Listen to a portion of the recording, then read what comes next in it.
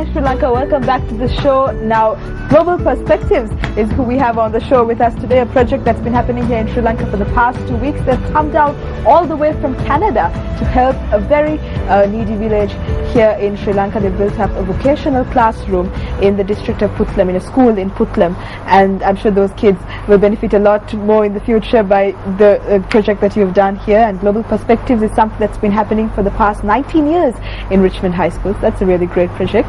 And we have two more of the students who have taken part in this program with us, here with us this morning, Aiden Wright, as well as Margarita de Guzman. Good morning, welcome to the show. Good morning. Good morning. Both of you have been watching the first segment, you know exactly how it happens. Yes, we do. And then the other two were just thrown into the water and told to, swim or drown. Yeah. No, but it's great to have you guys on the show as well. Now, you've been in Puttlam for the past 2 weeks, got a bit of a tan? No. Oh dear. Yeah, I don't tan well. I see. I had to put on a lot of sunscreen. Yes, because the weather is pretty different here in Sri Lanka, isn't it? Oh, very different. Yeah. Yeah. In where we're from in Richmond, it's always raining. Always raining, always cloudy. We don't have any sun, so being here is quite nice. Yeah. Okay, that's great to hear. Then this is a particularly sunny season actually. Yeah. From April onwards. But speaking about the project that you've done now. What are the experiences that you're taking back from this? We've spoken to the others as well, to David and Emily, and there are about 30 others as well who've come down with you here. What was your favorite part of the project? I think my favorite part of the project was doing all the work beforehand, and because we did a lot of fundraising beforehand. We did we had a dinner, an auction, so we set up this huge this big multi-purpose room with tons of tables, and we had to fold napkins and get all the food prepared, and then we had to take the food and serve it to everyone, right? So we had we go up all dressed up and walk out. Here we go, dinner for you. Can you take tea, coffee, that sort of thing. So this is, all the funds to come down here were raised by you. Yeah. This is what happens every year. The students themselves have to raise the funds for coming down to eat, going to whichever country that you choose. Yeah, they have to raise the funds for the project itself, which is done as a group, and then each of the students is expected to raise the money for their own ticket on their own. So they often take jobs through the summer months in order to save up. Oh, so did you do the same as well? Did you take up jobs? Yep. A little bit. A little bit. Let's talk about what a little bit means. My mom has a dental clinic, so I just worked for her a little bit, but then they helped pay because they really wanted me to experience this for myself. So that's really good. And what about you, Aiden? I worked as a painter. I would go on high rickety scaffolding and paint houses all summer. So you actually got some experience in a little bit, yeah. When all of you came down to Sri Lanka all the way from Canada, did you know that you were going to build something from scratch? I had some idea, but I didn't think it'd be mortaring and doing all cement stuff. It's from the bottom up. So what did you really have to do when you went there in Puttlam? How did you build up this classroom?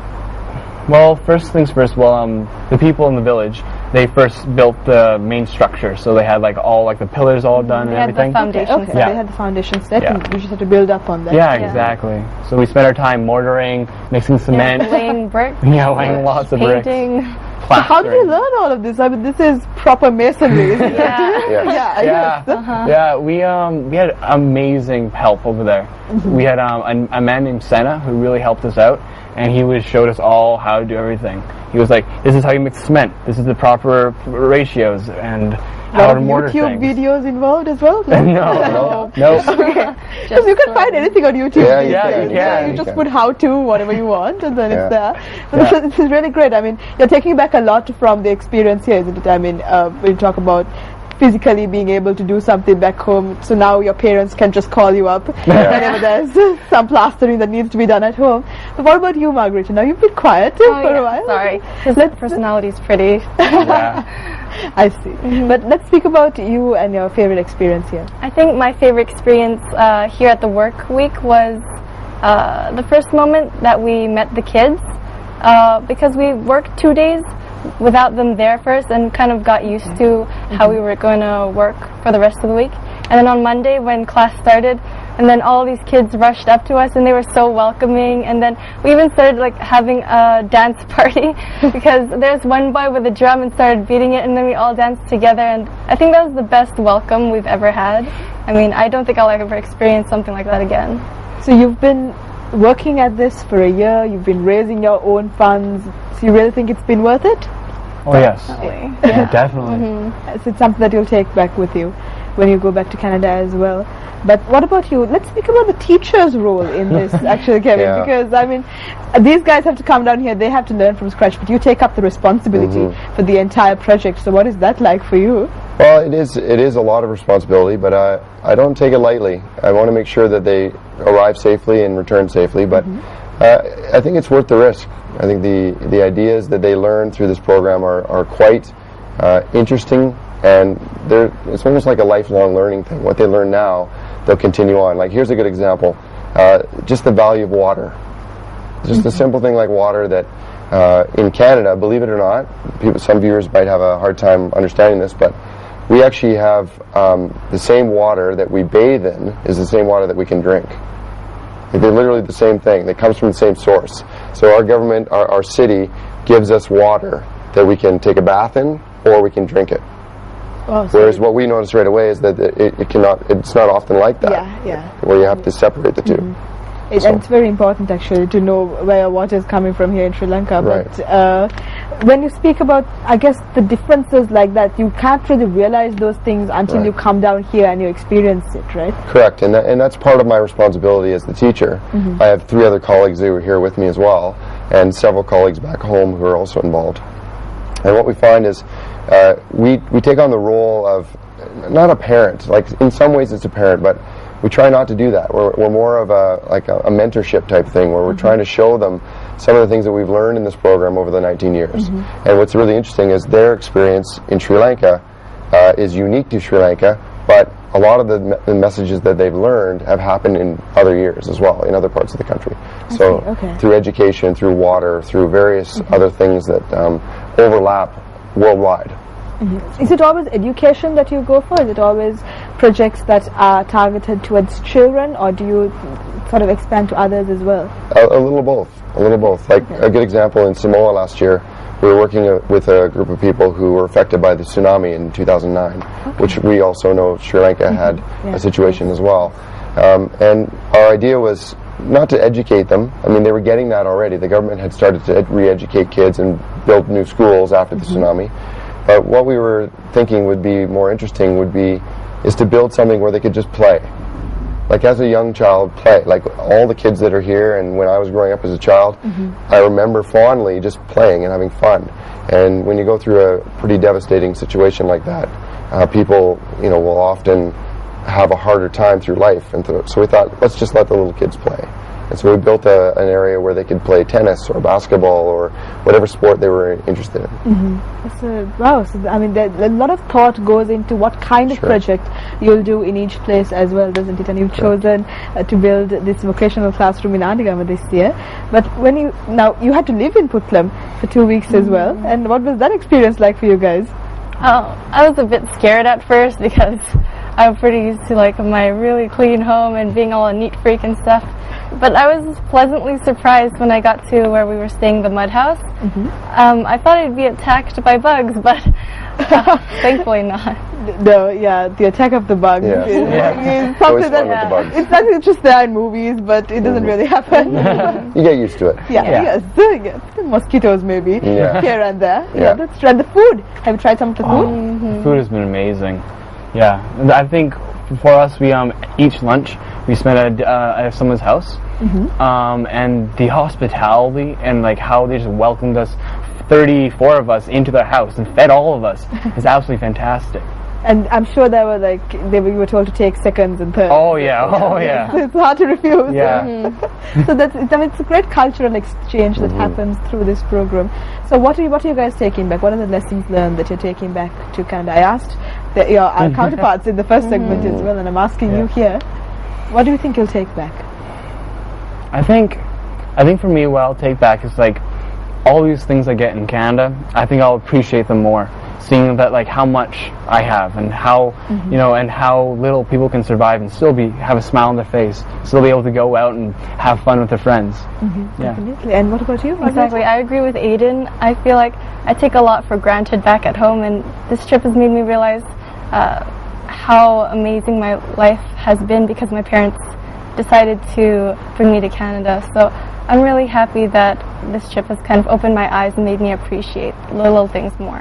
Yeah, so those are great lessons that your students are learning. Great lessons, yep. And what we try to do is we try to take away some of the comforts, if you will, if you want to use the word comforts. So, for example, they don't have any access to the internet. So they've been internet free for 2 weeks. Wow. Which for a teenager, I'm impressed. Yeah, teenagers I have in a lot of Canada, respect. it's very difficult to go without the internet. So, but I think they would all say that they actually like that. That the whole fast-paced aspect of where we live in Canada is kind of gone out of the window for a couple of weeks, and they just live more like in a situation where you rely on communicating face-to-face with people rather than through texting or something else. So again, social interactions. Social interactions. We're off the internet. That's very important. But again, so a lot of great experiences that you're taking back. And what's the future like for Global Perspectives? What's going to happen next year? Well, it's very strong. It's a bit of a secret, though. We don't reveal. This is actually kind of an interesting part of our program. We don't reveal the location. All of them would like to know. All my students are always hounding me, wanting to find out what it is. But we want students to sign up for the program. We don't want them to sign up for the country. Okay. Like, we want them to come into it thinking, it doesn't matter where I'm going to go. It's the life lessons that I want to learn wherever that's going to be. And so, yeah, we have a location set up actually for next year and as well as the following year. Oh, so, yeah, we have a lot of planning ahead, and so we'll see where that goes. We have to get back to school, and these guys will start their studies again.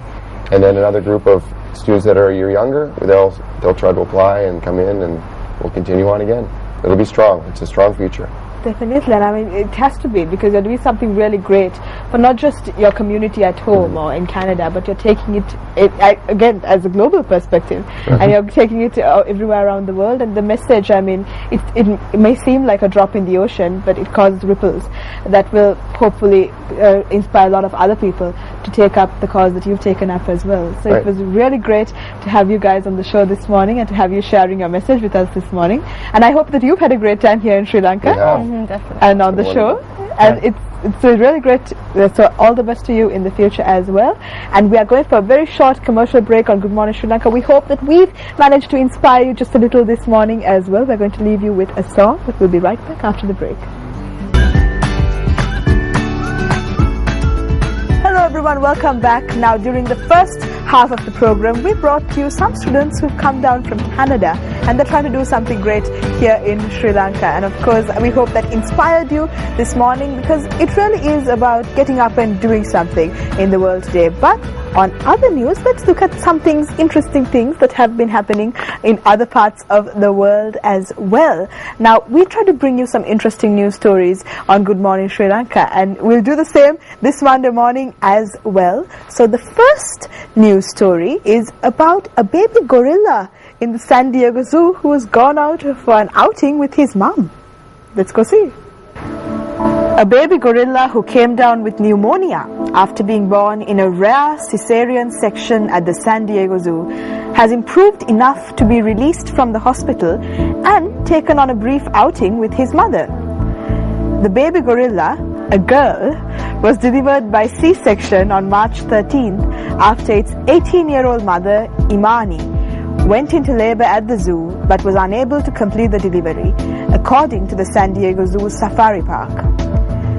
She was treated for pneumonia with antibiotics and other medication, and also suffered a collapsed lung, which doctors were able to read last week.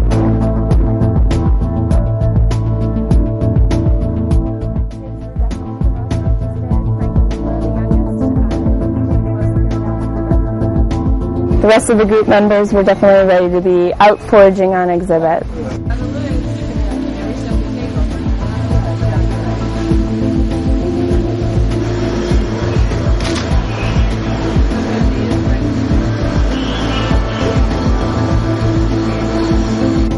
Mom has been nursing the baby a lot, which is normal, so that's typical behavior. Baby nurses around every 2 hours, so we've seen a lot of that already today. She holds her close and finds kind of a quiet space to nurse the kid.